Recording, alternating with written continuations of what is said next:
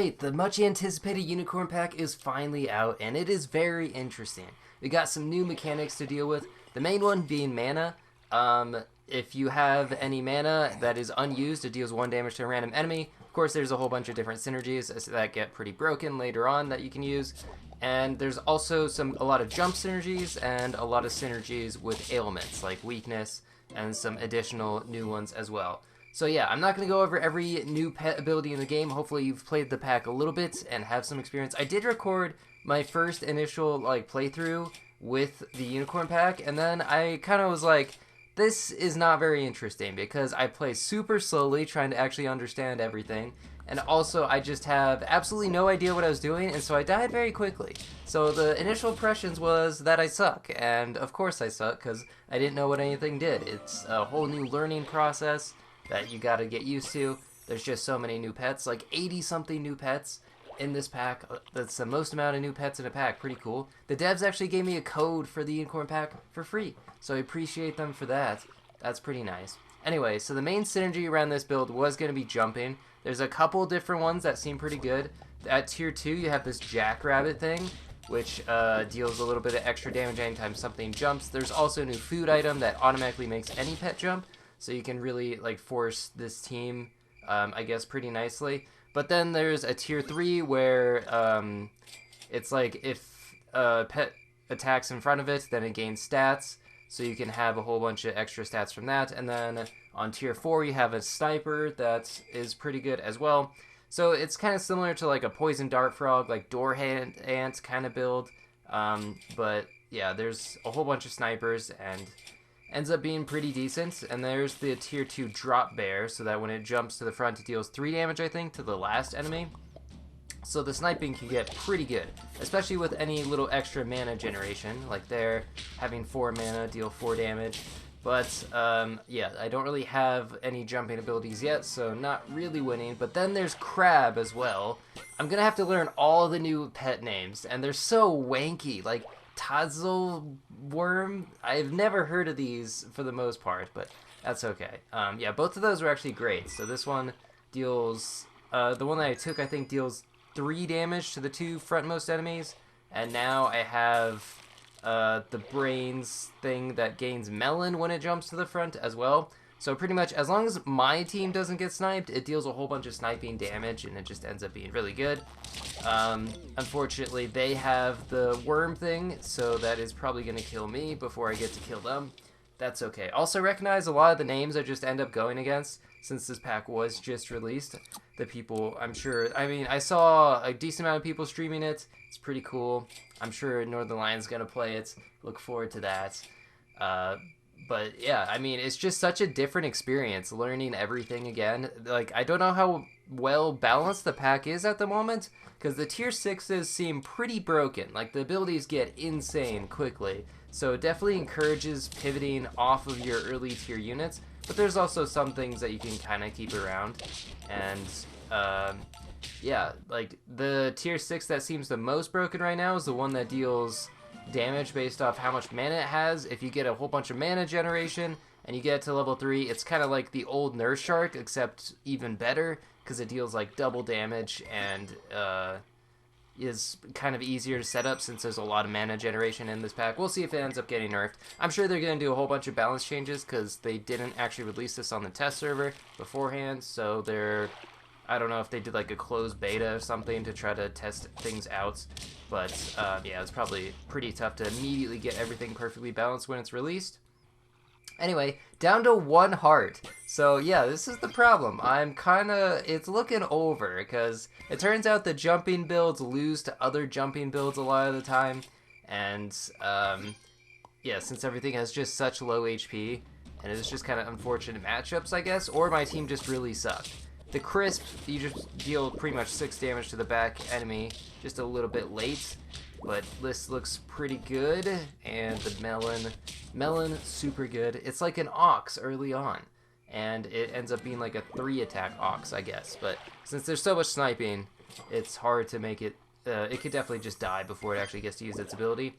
So I forget what the thing in front is, but it gives extra experience. I mean, it's like a tier 4 alpaca. You do have to get the level up, but that seems extremely good as well. anytime you can get free experience is just huge. And I actually got the level up thing. So there's not that much scaling in this pack. You have Behemoth, which is automatic like 2/2 a turn. And then you have this guy, which gives the entire team +1/+2 anytime you get a level up, which isn't going to happen super frequently, but it's certainly going to help to have the other thing to get things to level 3. And then I can just sell it. It also just gives some additional mana.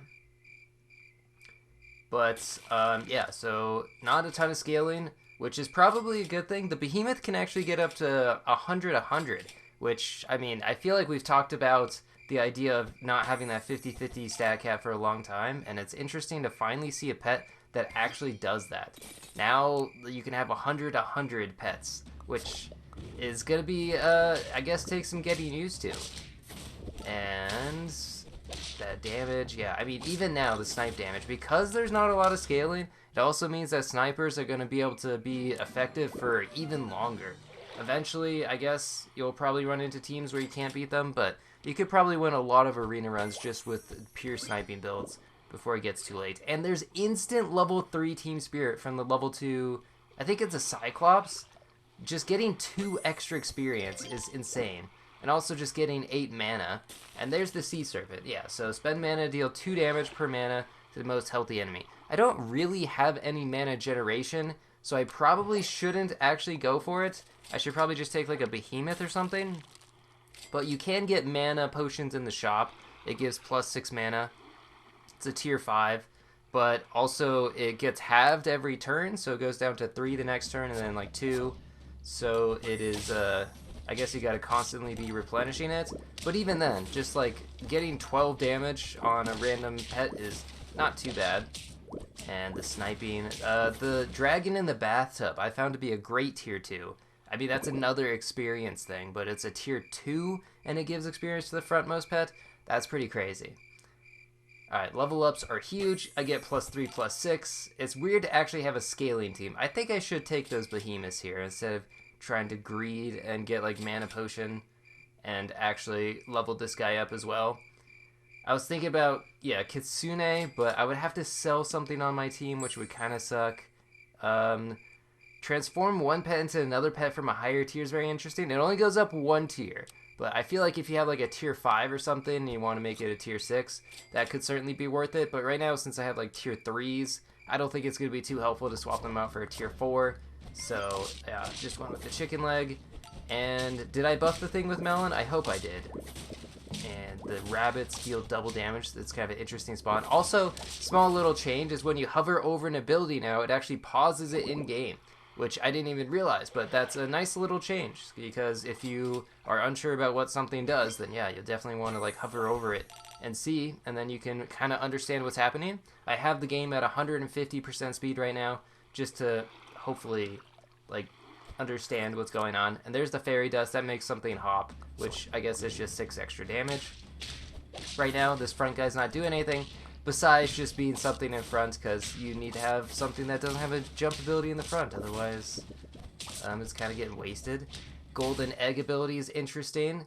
Deals 5 damage instead of like the egg that deals 2 damage, but it also takes a turn to activate, and also helps with pivoting. It like makes the pet sell for more gold. So there's the mana potion. Not too bad. Now it deals just an additional 12 damage to 2 random things, and I can get it to level 3 next turn. Beautiful squad, just pure sniping. And again, with just very limited snipers, it means it's super effective against this pack.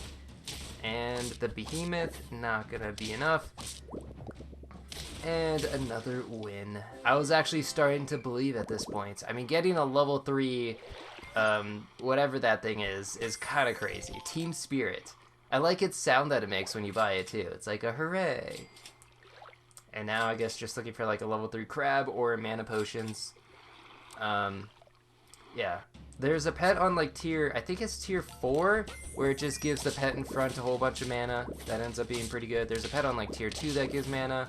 There's a lot of different ways to get mana. I didn't really end up using it, but I'll probably have another build that kind of shows off how absurd you can make this Hydra be. Cornucopia is kind of interesting. You could actually get another one out of it, so if you don't like the other option that you get, you could just keep like buying them until you get something useful. You can get a lot of different equipment. You could get like steaks or melons. Since there's none of that in this pack, I guess that would be very helpful, besides the crab. But look at that, 16 damage 3 times. That is some pretty solid stuff. And it looks pretty close, but the rabbit comes in clutch, gets the win. And there we go, down to 1 heart with 1 trophy and brought it all the way back. And got 3 achievements as well, so it'll be fun to get all those. Unicorn pack, looking very interesting. I mean, we'll see what happens in the future when people have a lot of playtime with it. But thanks for watching. See ya.